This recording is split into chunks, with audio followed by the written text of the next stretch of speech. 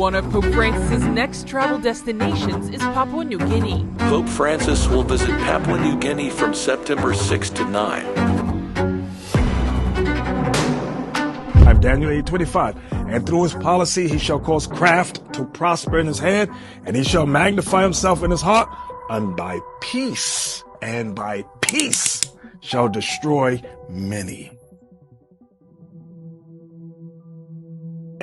Shalom, brothers, shalom, sisters. Bishop Nathaniel here. Breaking news, public service announcement. The Pope is coming. The Pope is coming. Pope Francis is making an 11-day journey, the longest trip of his papacy date. He will be visiting Indonesia, Papua New Guinea, East Timor, and Singapore from September 2nd through the 13th. Now, I was just in Papua New Guinea, so all I can do is warn you, brothers and sisters in Papua New Guinea, regarding the Pope. Now, you may ask, what is the problem with the Pope? Well, let's go to 2 Thessalonians chapter 2. I'm going to read just verse 3 and 4. Let no man deceive you by any means, for that day, talking about the second coming of Christ, that day shall not come, except there come a falling away first. The 12 tribes of Israel will have to fall and go into captivity.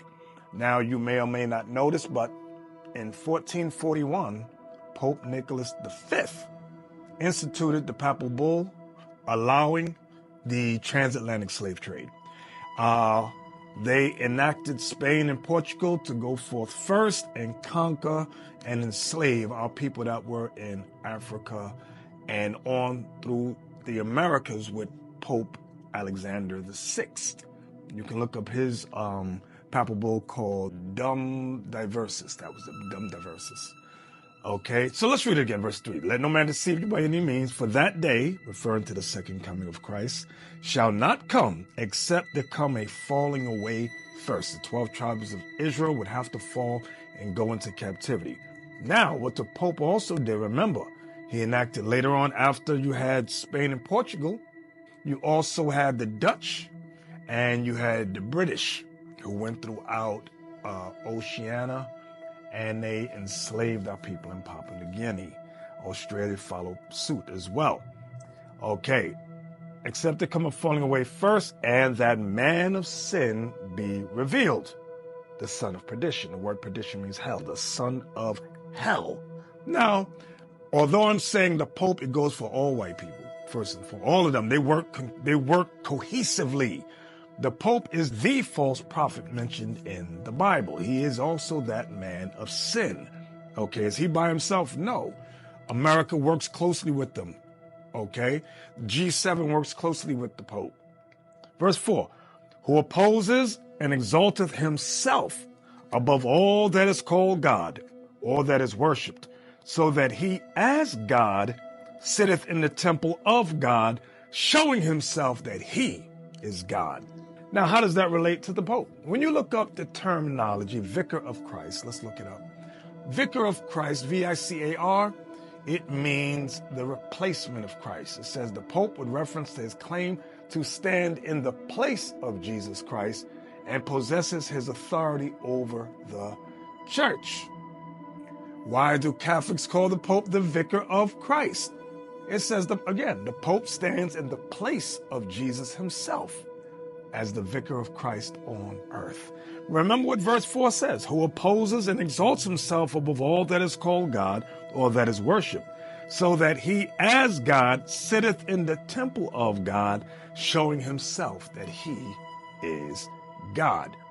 Watch this. Let's go to Daniel. Daniel chapter 8.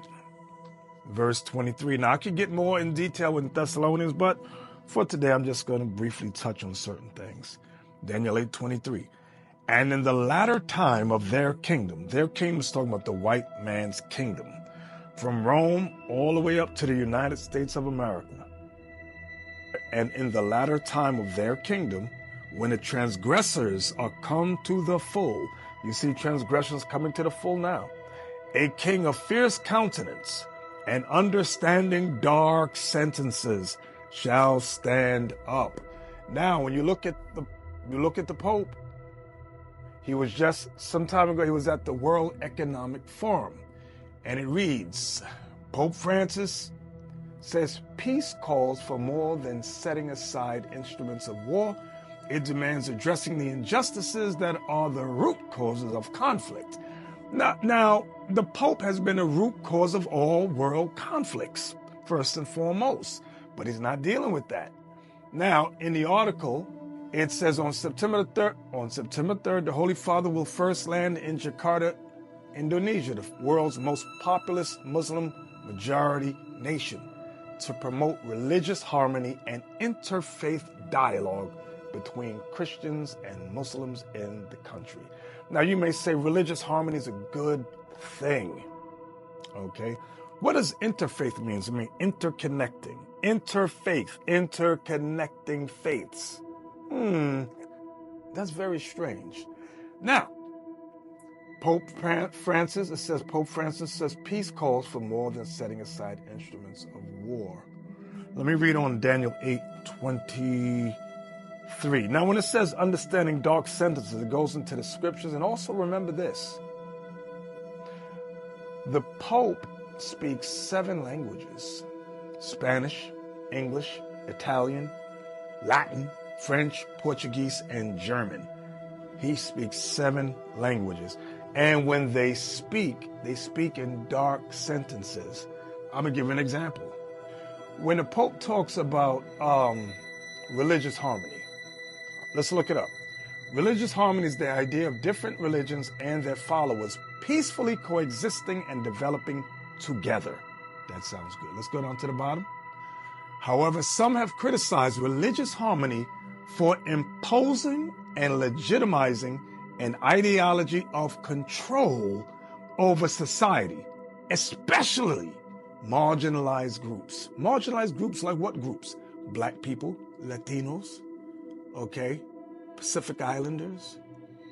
I want y'all to understand these dark sentences. So back to Daniel 8, verse 23. And in the latter time of their kingdom, when the transgressors are come to the full, a king of fierce countenance and understanding dark sentences shall stand up. Now, the Pope is one of many. The Pope is one of many. So verse 24, and his power shall be mighty, but not by his own power, because Satan gives him their power. And he shall destroy wonderfully, and shall prosper and practice, and shall destroy the mighty and the holy people. Remember I referenced 1441, the transatlantic slave trade instituted by Rome, the Pope, Pope Nicholas V. Verse 25, and through his policy also he shall cause craft to prosper in his hand, and he shall magnify himself in his heart. Remember what we read in 2 Thessalonians 2, verse 4, who showeth himself that he is God, and by peace shall destroy many. The Pope's venture now is to set forth world peace. That's why I said to promote religious harmony and interfaith dialogue between Christians and Muslims. Now, the World Economic Forum, he addressed it. The World Economic Forum is made up of the world's elites, primarily European elite millionaires, billionaires, and trillionaires. Understand what's going on here, brothers and sisters. Understand. Remember, the popes changed the seventh-day Sabbath to Sunday. That's what they did. That's what they did. They also are the ones that instituted Caucasian Jesus. His birth was immaculate and born on December 25th, none of which is biblical. All I can do is warn you, brothers and sisters, stand firm. Now back to verse 25, Daniel 8:25. And through his policy he shall cause craft to prosper in his hand, and he shall magnify himself in his heart, and by peace shall destroy many. He shall also stand up against the prince of princes, that's Christ, but he shall be broken without hand. Now, many scholars say that this is Antiochus Epiphanes. Did Antiochus Epiphanes stand up against Christ and was broken? No. He just used words. This will let you know Christ is going to come destroy these people, these Edomite peoples that you call so-called white people or Caucasians. So when it says he, it's not just one individual, it's talking about a group of men, a race of man. Okay? So, brothers and sisters, all I can do is warn you. And with that, I say, shalom.